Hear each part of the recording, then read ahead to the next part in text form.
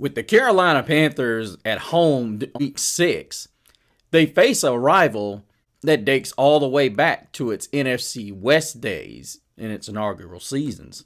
But the problem with this rivalry has been is the opponent has won its far more than its share of these games. Want to find out who the opponent is and how the Panthers can come through with a victory at home?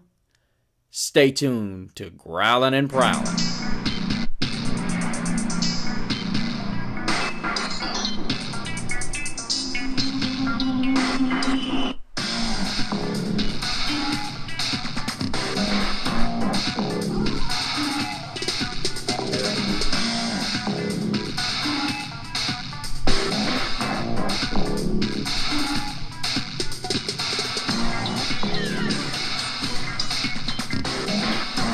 Welcome back, Panther Nation. Thank you all for joining us yet again for another edition of Growlin' and Prowlin'. Of course, I am Mr. CeeLo, joining you once again as we get ready to face off with one of our longest tenured rivalries that hits close to home for me personally. But before we get into that, we have got to take care of a little bit of housekeeping, shall we? You guys have kind of slowed down on the commenting as of late. I'm not saying that you guys are getting lazy, but you guys are getting lazy.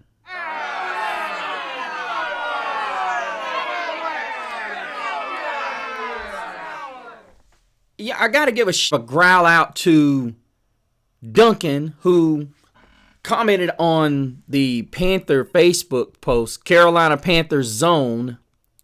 Duncan says, yes, sir. Our first drive for a touchdown, we ran the ball. I don't know why he stopped after that, to be honest.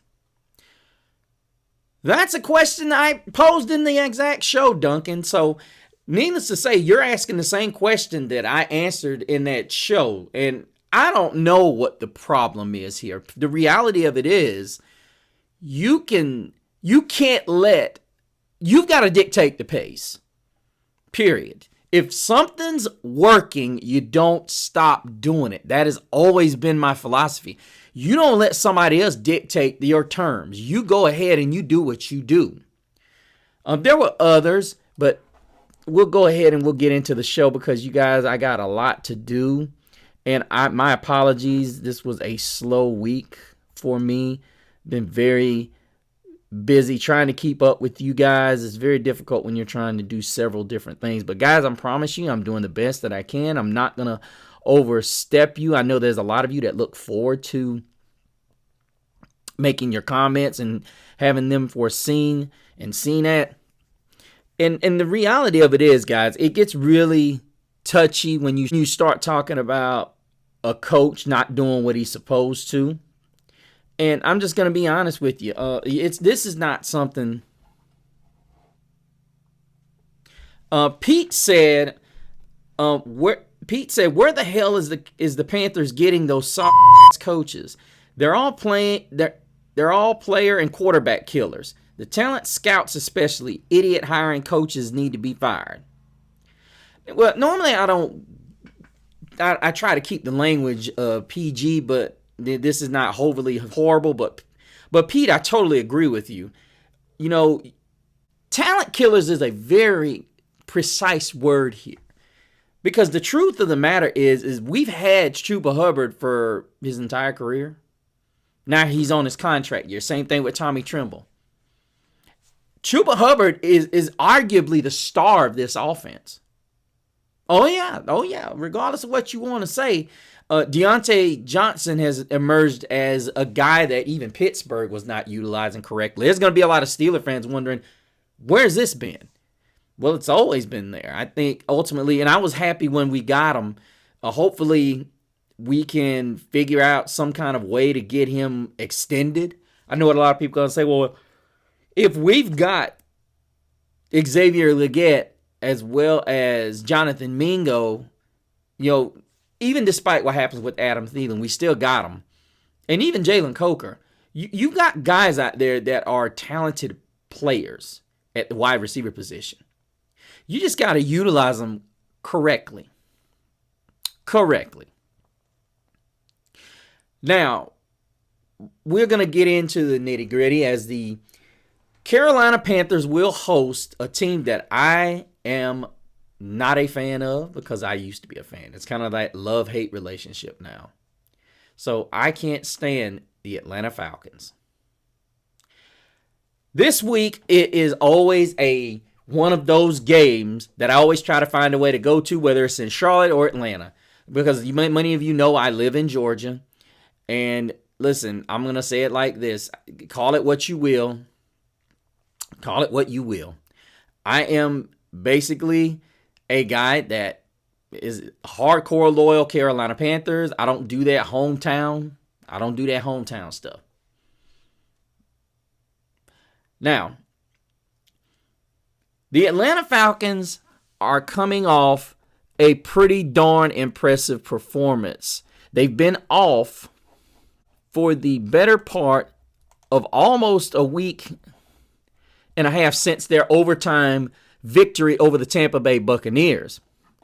And this is something that, and I anticipated when the Falcons, they got what they got with Kirk Cousins.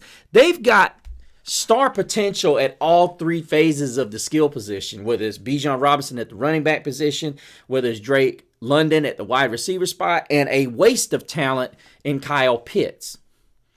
Now, this is a guy that, listen, I love the tight ends we got, and this is why I was kind of like Jatavian Sanders. If we were really going to go away from one Tommy Tremble, we didn't have to draft Jatavian Sanders. Now, Jatavian Sanders is not going to be a Kyle Pitts specimen. This is why I'm saying in a nutshell that the Falcons want to play around with Kyle Pitts. Listen, as a fan of this guy coming out of Florida, the first thing I said was, hey, listen, this is a guy that we could steal and use. This is a guy Bryce Young would love to have. Big physical specimen type of guy. And that's the problem I saw when we drafted Bryce. We didn't have enough big guys in this lineup. If you guys didn't notice, I know I'm making this about Bryce. I'm going to get into it. But Bryce was having somewhat success with DJ Shark because he's a bigger target. Just food for thought, you guys. Just food for thought. But let's get into it. Let's talk about when the Atlanta Falcons are going to be with the football. As I said, we got to worry about Bijan Robinson. We have to be concerned with Drake London because he had a huge game against the Buccaneers. He just absolutely had a field day. I mean, he went absolutely nuts. And I know because one of the guys that I'm cool with went against him on his fantasy team, and he just absolutely, just ravaged him. Not to mention Kirk Cousins, Drake London, 12 catches, 154, and a score. Not to mention Kirk Cousins, 509, 4 touchdowns and an interception. But you have to really understand that Bijan is the focal point of the offense. I know a lot of people are going to say, well, this could be a possibility where they take advantage of Carolina's bad run defense, which is a possibility.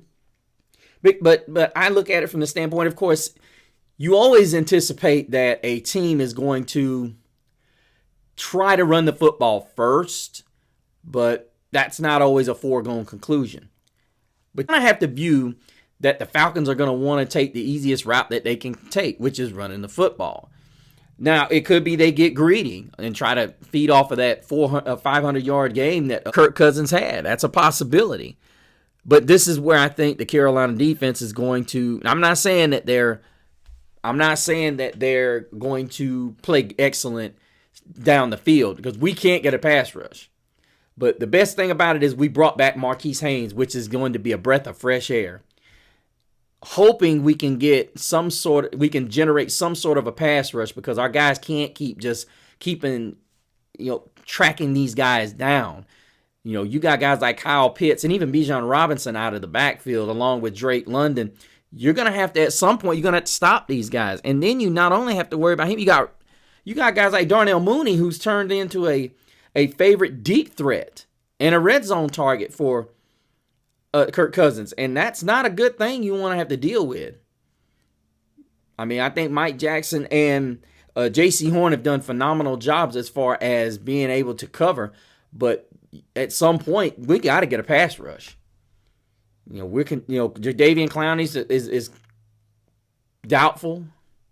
So you're looking at a situation where this could very well be one of those games you're out of because you can't get a pass rush. Now, however, we're looking at an Atlanta Falcons team that has had problems stopping the run consistently. That bodes well for us, considering we've got Taylor Moton going to miss his first start in his career, and then you've got Austin Corbett, who's done for the year, who was playing center. So now we've got to change. We've got two major keys missing in this game, and I think the best way you handle that is to be able to run the football. And now where it looks good for the Panthers. The Panthers are in the bottom. The Falcons are in the bottom 10 as far as stopping the run. This is a really good thing because what's crazy is that the Falcons have just as bad a pass rush as we do, but they actually are pretty good at stopping the pass. I mean, we can go back to the Bucs game and we see where they were actually much better defending the pass. But a lot of that has to do with Jesse Bates and how smart of a player he is. He's very cerebral. He knows what seems to know everything that's going on out there. I mean, he's like a general out there. It's just like he just commands everything that goes on out there. He knows exactly what to do. He knows who's going to get the ball, where it's going to be. And what's so great about him is that he is always flying around the ball and he makes big plays. He had that big Monday night interception. And that's the one thing we don't want to get out of characteristic, Dave Canellis. You fucking idiot. Run the ball. Especially if it's working. It's not that complicated. It's what you said we were going to do. Just saying. Said you wanted to run it. What's the problem? Yeah, to me, this is going to be a situation where you're going to have to be patient. Do I think the Falcons are going to come out and try to throw the football? I think this is going to be one of those games they actually try to slow it down and run pace with the Carolina Panthers. Because now I'm not going to say they're not going to try to speed it up because the strength of Atlanta's offense is their passing game. But they're really a balanced team. When you think about the way Bijan Robinson has played, very sparingly running the football, the Falcons need to think about getting back to that. Now, do I think Andy Dalton could have a big game if they can establish the run? Absolutely. I think they could have a huge game throwing the football if they can establish the running game and get them up in the box. But here's the thing. When the Panthers have the football, they have to engage running the football and doing it off a play-action pass. That is something that Dave Canellis has not done.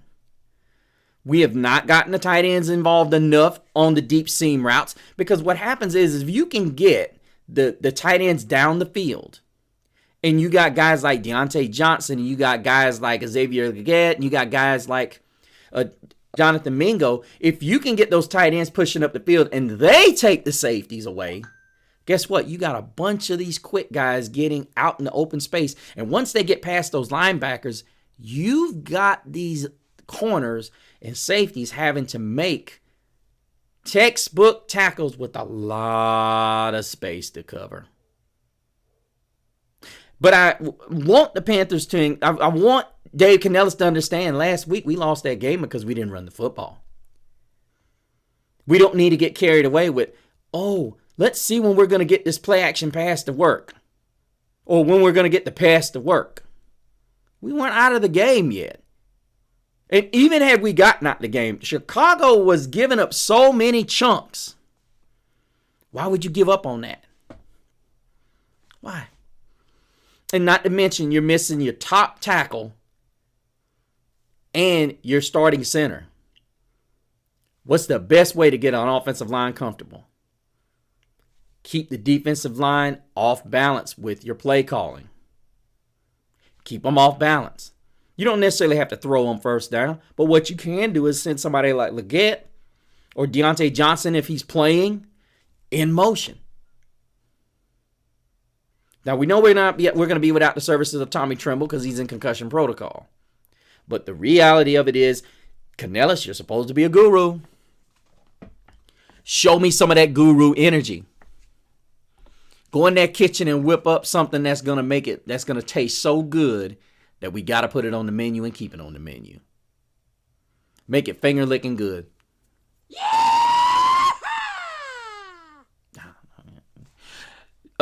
Other thing is Dalton was not very good last week. He was high on a lot of stuff, and he was high on a lot of throws, and he just couldn't get it together. There was a lot of throws he just did not make, and you know, as a coach, you have to know this. You have to know your guy is off. You have to know when your guy is off, and you had a hot hand. That's part of being a great coach, is knowing when you got a guy that is blaming hot. Looking at this game, I think about it from the standpoint of the Carolina Panthers. If they can control the clock and the pace, as well as being able to get Kirk Cousins to turn the ball over at least once or twice, this can be our game to win.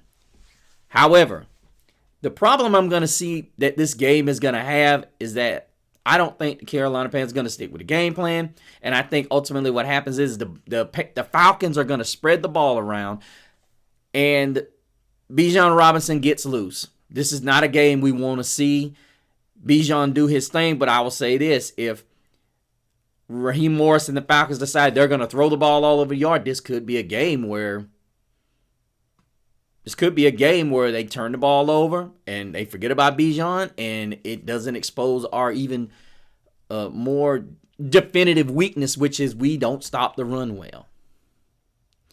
But I'm going to go out on the limb, and I'm going to say that the Carolina Panthers are going to run the football, run it well, and the Falcons are going to forget who they are, and we're going to manage to pull out a squeak of a win and get closer to that one win, closer to that 500 mark.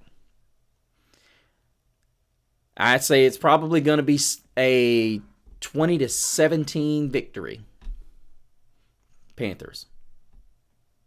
But let me know what you guys think, as this rivalry that leaves a sore taste in my mouth because I'm right here in this bird hunting country. But let me know what you guys personally think about the Atlanta Falcons. Do you have a thing like I do with the Atlanta Falcons, or are you a fan? Or even how about what you think about this rivalry? Do you think the Falcons have a good shot at winning this game? Let me know. Give me a growl out over here and let me know. Before we get out of here, make sure you go check me out over at Instagram at Mr. C Low. Then also go to the channel's page over at Facebook at Growlin' and Prowlin'.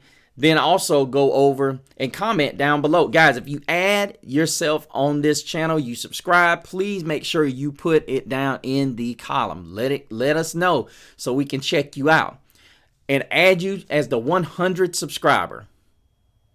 Hopefully we get there real soon. We owe it all to you guys for all the work that you've done and all of the comments that you made. But guys, until we meet again, keep prowling the airwaves and keep growling out. Keep pounding.